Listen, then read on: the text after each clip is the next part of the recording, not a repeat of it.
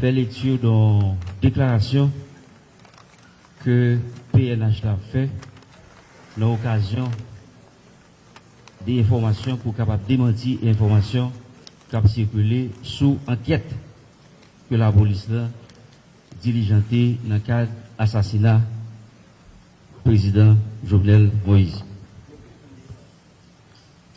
La PNH porte un démenti formel aux allégations qui veulent faire croire que les enquêteurs haïtiens et étrangers qui travaillent sur l'enquête relative à l'assassinat du président de la République, M. Jovenel Moïse, auraient trouvé des indices ou informations qui impliqueraient le Premier ministre haïtien, Claude Joseph, dans cette affaire. Le commandant-chef va faire un bref rappel des activités qui se sont déroulées dans le cadre de cette enquête. Le 7 juillet 2021, la PNH a été informée qu'un groupe d'individus a pénétré la résidence privée du chef de l'État haïtien, son Excellence M. Jovenel Moïse. Ces malfrats l'ont lâchement assassiné. Une fois informée, la PNH s'est mise en branle où plusieurs unités ont été déployées en vue d'appréhender tous qui ont participé à cet acte. Le même jour de l'assassinat, des infos ont été collectées en ce qui concerne l'endroit où ces individus se sont vite réfugiés. Un premier groupe a été repéré à Thomasin, où un assaut a été lancé.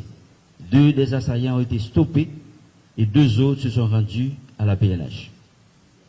La PNH a continué ses recherches et le 8 juillet, des informations nous ont conduit à l'ambassade de Taïwan, où la PNH a récupéré 11 autres assaillants. Les riverains du quartier appelé Jalousie a pu intercepter 2 de ces présumés assassins et un cadavre a été retrouvé dans cette même zone sur le toit d'une maison. Pour le moment, la PNH a procédé à l'interpellation de 23 individus qui sont impliqués dans l'assassinat du président, dont 2 haïtiano-américains, 3 haïtiens, 18 colombiens. Il est à noter que 3 de ces malfrats ont trouvé la mort. La justice a lancé 7 mandats d'amener et 4 individus sont recherchés.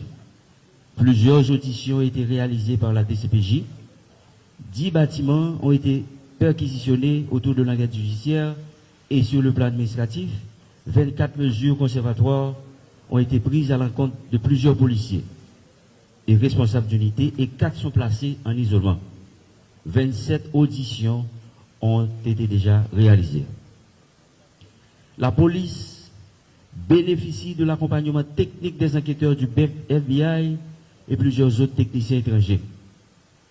Les indices et autres informations collectées dans le cadre de l'enquête ne révèlent aucun lien avec le Premier ministre en place et les suspects n'ont fait aucune révélation en ce sens. La police nationale d'Haïti met en garde contre toute manœuvre de diversion et renouvelle sa détermination à l'enquête en cours jusqu'à son aboutissement.